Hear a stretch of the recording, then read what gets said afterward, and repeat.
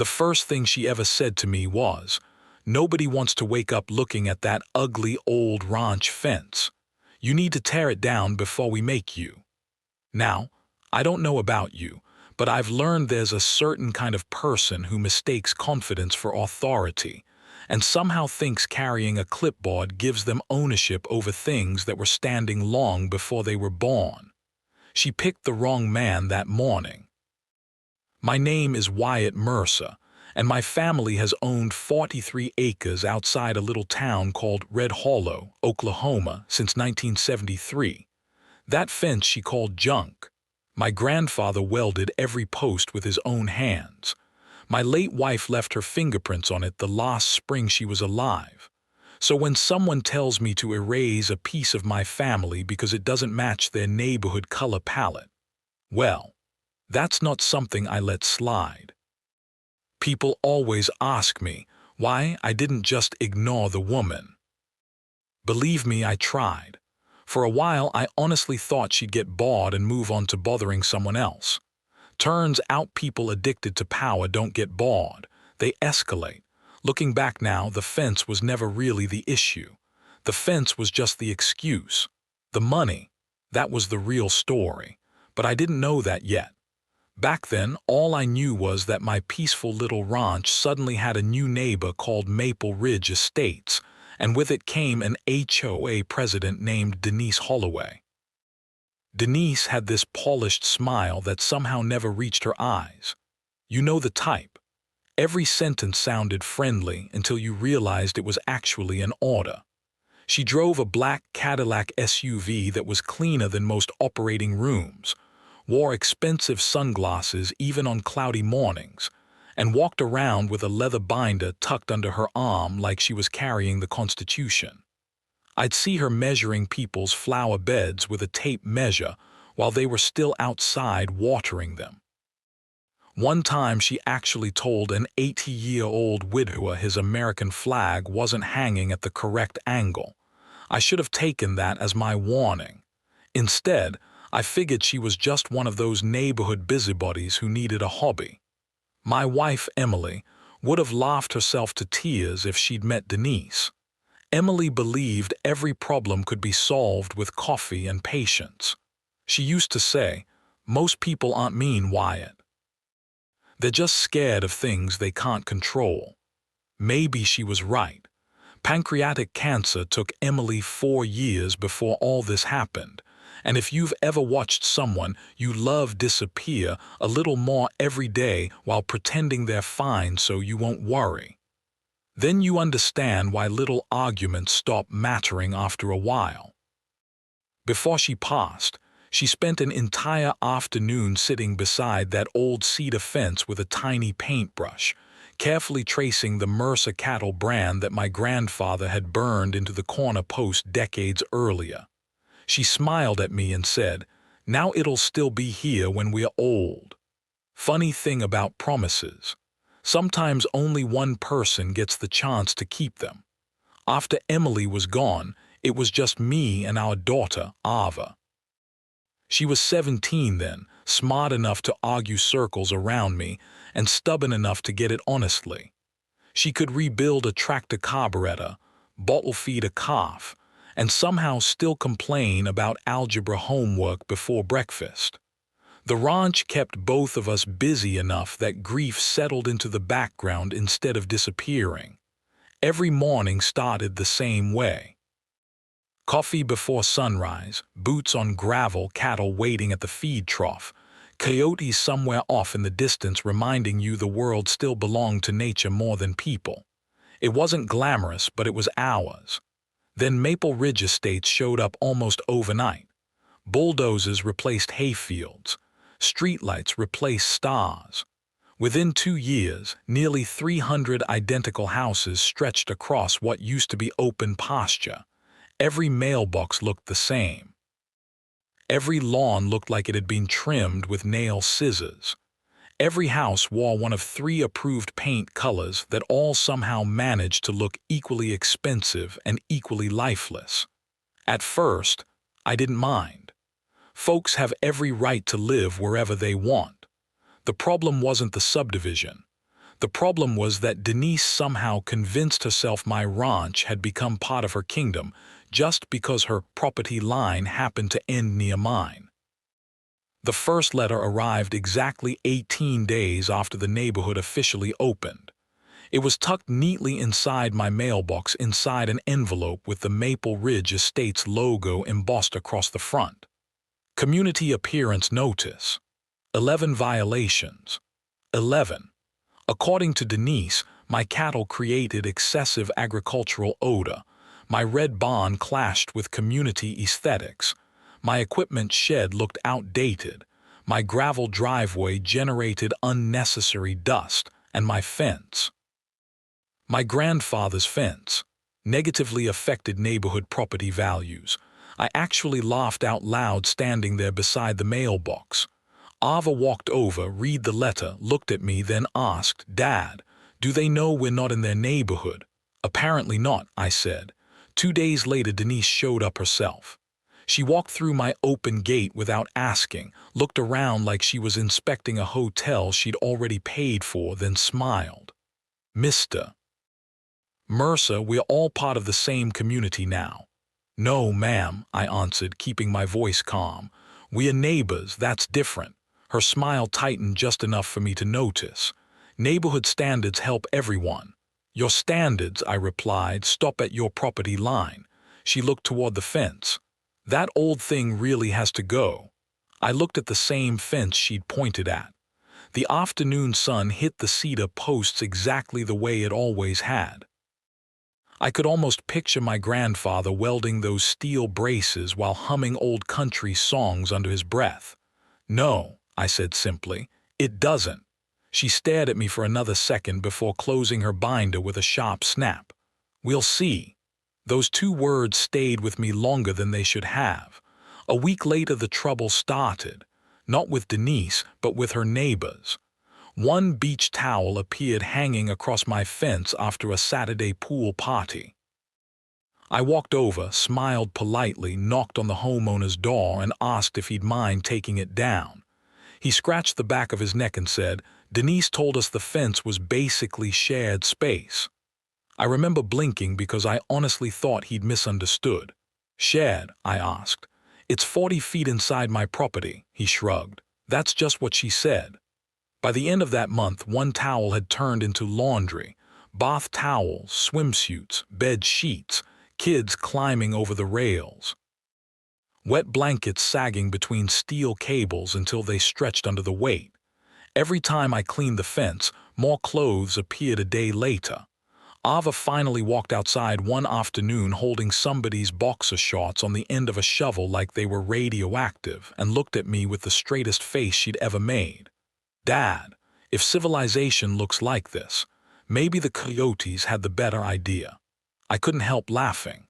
But deep down, something about all of it didn't sit right. It wasn't really about laundry anymore. It was about boundaries. And somebody had decided mine no longer mattered from that point on. It felt like somebody had quietly declared war without ever saying the word out loud. Every few days another envelope showed up in my mailbox, always crisp, always stamped with the Maple Ridge Estates logo, always signed by Denise Holloway. The first fine claimed my fence created a visual inconsistency with the community. $200. The second arrived 4 days later because I hadn't corrected the violation. Another $200. Then came daily penalties, all neatly itemized as if repeating something ridiculous enough times somehow turned it into law.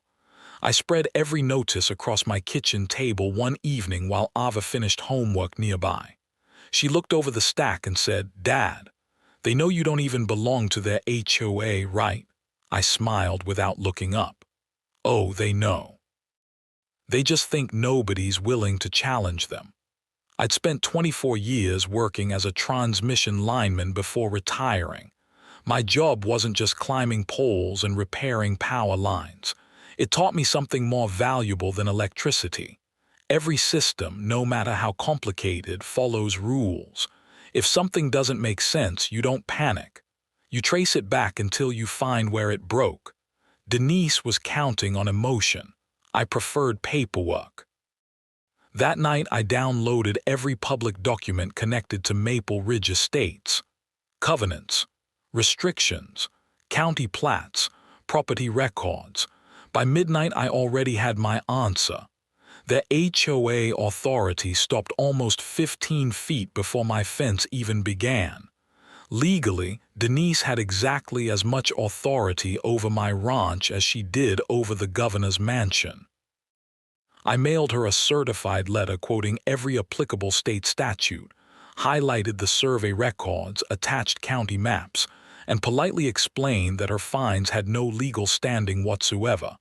I even ended with, "I trust this clears up the misunderstanding." 5 days later another fine arrived. Same amount, same wording, same imaginary violation. She hadn't even bothered changing the template. Ava laughed so hard she nearly spilled sweet tea across the table. "She didn't even read it, did she?" "No," I answered quietly. "People like Denise don't argue facts. They repeat themselves until everyone else gets tired." Unfortunately, repeating herself wasn't the worst thing she did. The neighborhood kids started treating my fence like playground equipment. They climbed over it chasing balls. They bent steel braces trying to swing from them. Somebody spray-painted "Move Your Cows" across one section in bright orange paint that took me an entire Saturday to remove. A week later, a woman I'd never met marched across my pasture dragging her son behind her. "Your fence is dangerous," she announced before I could even say hello. My Tyler scraped his arm climbing over it. I looked down at the little boy. "Did someone tell you to climb my fence?" He stared at his shoes. His mother answered for him. "Children play. On private property?" I asked. She folded her arms. "Maybe if your fence weren't here," I actually chuckled. "Ma'am, the fence was here before your house." She didn't appreciate that answer. 2 days later I learned she'd filed a complaint demanding I install padded rails for neighborhood safety. I wish I were making that up. Around the same time I stopped by the HOA office hoping, maybe foolishly, that someone else on the board had more common sense than Denise. The secretary, Melissa Grant, looked exhausted before I even sat down. She couldn't have been more than 50, but she had the expression of somebody carrying other people's mistakes for years. I explained the damage to my fence and asked whether the HOA intended to reimburse me since their residents kept causing it. She shuffled through a folder before quietly saying, "Mr. Mercer, technically your property isn't covered under HOA liability because, well, it isn't part of the subdivision." I stared at her for several seconds. "So I'm outside your jurisdiction when it's time to pay for damages." She nodded slowly. "But somehow inside your jurisdiction when it's time to pay fines." Melissa didn't answer. She didn't need to. Her silence said everything. Before leaving, I thanked her anyway. Something about the way she'd looked away told me she already knew Denise was crossing lines. She just wasn't ready to admit how many. Then things became personal. One evening I was driving my ATV along the eastern fence after feeding the cattle when something looked wrong. At first I couldn't figure it out. Then the sunlight caught the wood. My stomach dropped. 200 feet of my cedar fence had been painted a pale gray-green, fresh paint, still wet. The exact approved color listed in Maple Ridge Estates architectural guidelines. Somebody had crossed onto my ranch and repainted my fence without asking. I climbed off the ATV and walked toward the corner post. That's where I saw it, or rather, where I couldn't. My grandfather's cattle brand had disappeared beneath thick coats of expensive exterior paint. Emily's careful brushwork, gone beneath somebody else's idea of improvement. I reached out and pressed my fingers against the wood. I could still feel the carved grooves underneath, hidden, but not erased. For a long moment I just stood there listening to the wind moving through the grass. Then I quietly said, "You should have picked a different fence." The next morning, Deputy Ethan Brooks came out from the sheriff's office. He photographed everything, took measurements, wrote a report, and sighed. "It's definitely vandalism," he admitted. "Whether the district attorney decides to prosecute over paint, that's another question." "File it anyway," I answered. "I'm not here to win today." He looked at me curiously. "Then what are you doing?" I closed the tailgate on my truck. "Building tomorrow."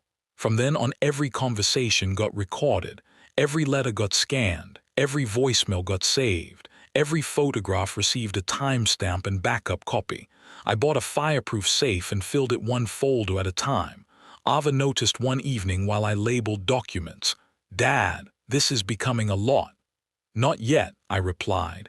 "Right now it's just evidence waiting to become something." Denise's next move arrived before I finished organizing the first drawer.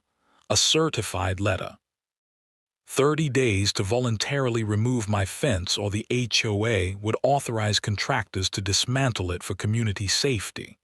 I read it twice, smiled, then picked up my phone, not to call a lawyer, to call a surveyor. 3 days later, an older surveyor named Nolan Pierce arrived carrying enough GPS equipment to launch a satellite. Quiet fellow, didn't waste words. By lunchtime, bright orange survey stakes stretched across the eastern edge of my ranch like tiny flags marking the truth.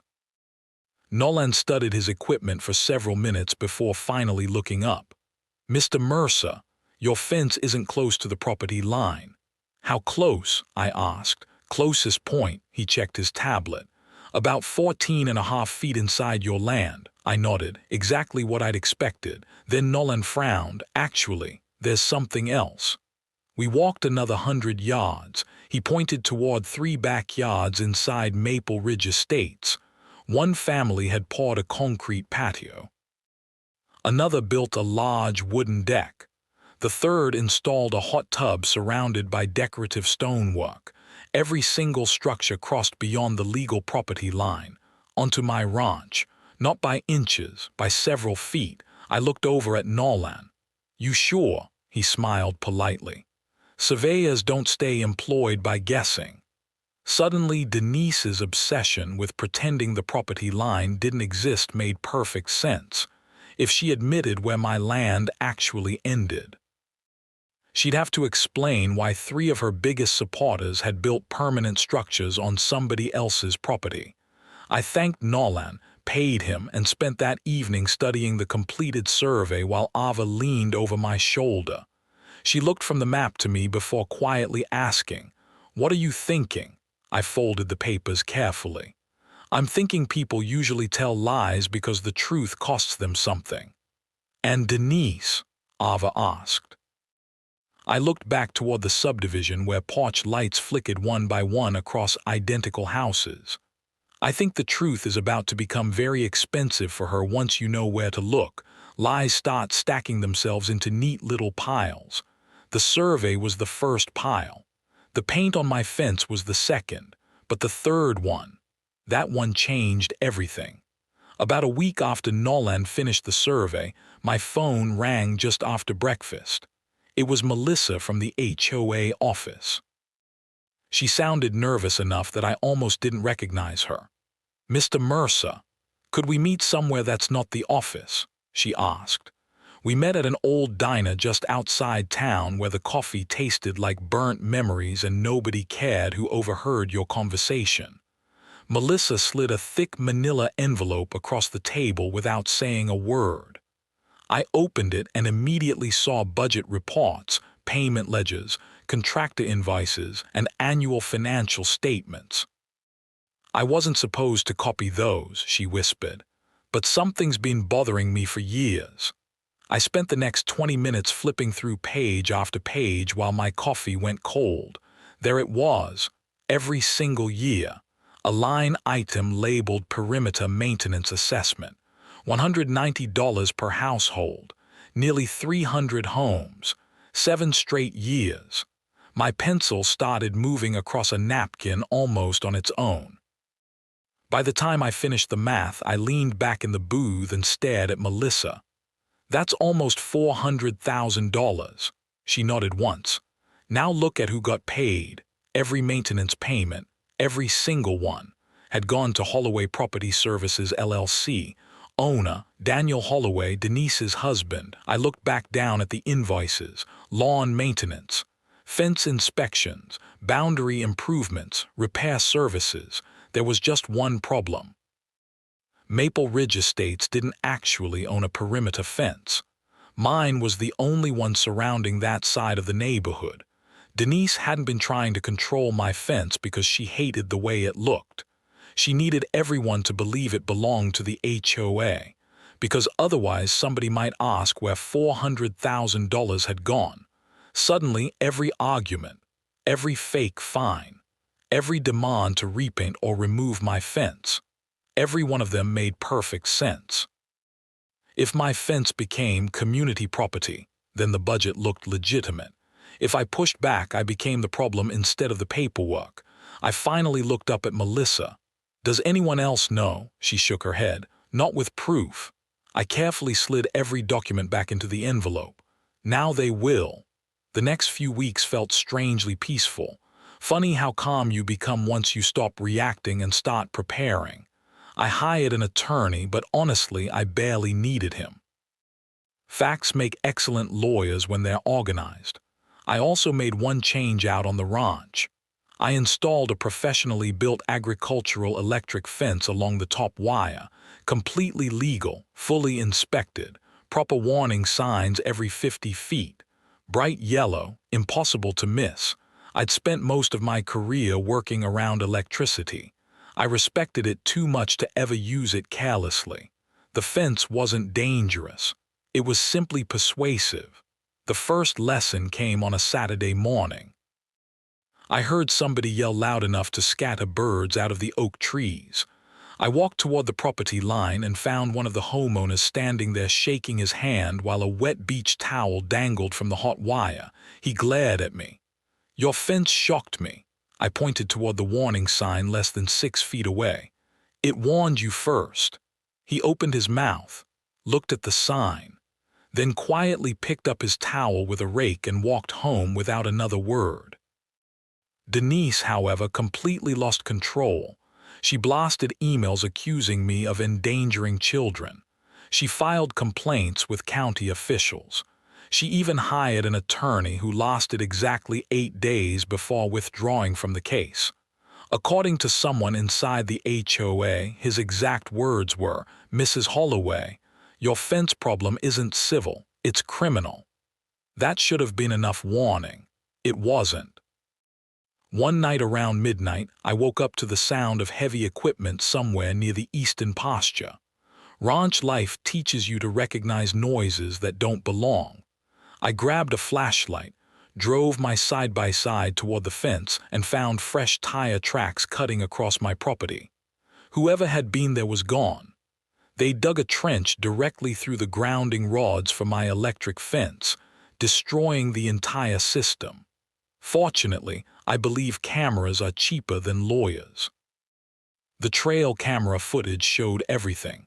A compact excavator, its operator digging under cover of darkness, and sitting nearby in a pickup truck, Daniel Holloway himself, license plate clearly visible.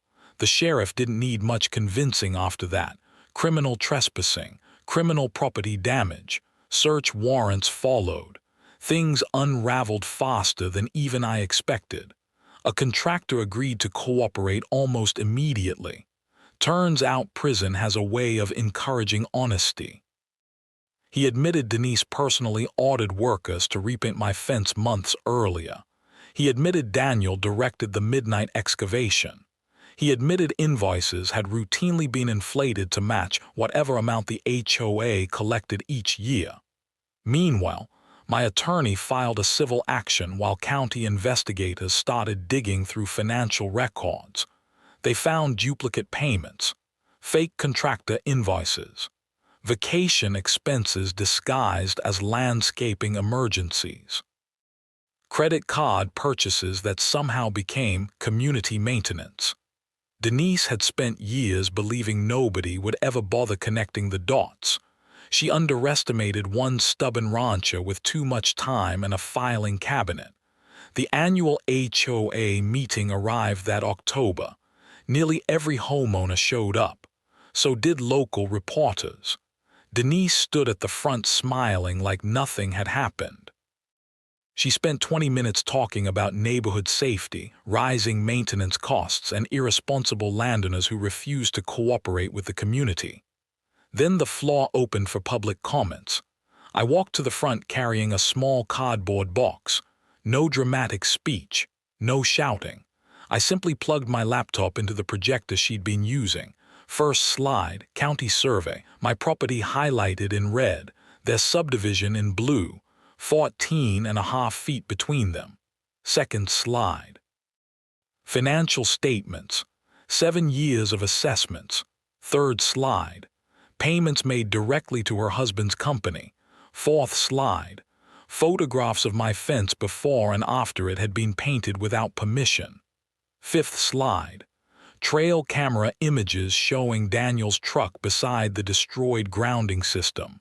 You could actually hear people whispering numbers to themselves as they realized how much money had disappeared. Somebody stood up near the back and yelled, "We paid for a fence that wasn't even ours." Another homeowner shouted, "Where did our money go?" Denise tried grabbing the microphone. "These accusations are misleading." I calmly clicked one more slide, bank transfers, dates, amounts, account names. Then I stepped away from the projector and simply said, "You don't have to believe me, believe your own bank records."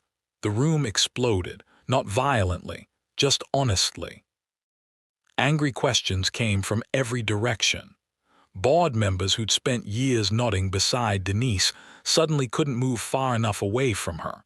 Melissa quietly handed investigators the original financial files she'd copied weeks earlier. Then something happened that honestly felt like a movie, except real life is quieter. The side door opened. 2 sheriff's deputies walked inside. One approached Denise while the other spoke briefly with Daniel near the back wall. The first deputy unfolded a warrant and calmly said, "Mrs. Holloway, we'd like you to come with us." She looked around the room searching for someone, anyone, to defend her. Nobody did, not one person. Power disappears awfully fast when paperwork finally catches up with it. In the months that followed, the HOA elected an entirely new board. Every fine they'd ever sent me was officially withdrawn. Several homeowners whose patios crossed onto my property signed easement agreements after sincere apologies. We settled things like neighbors instead of enemies.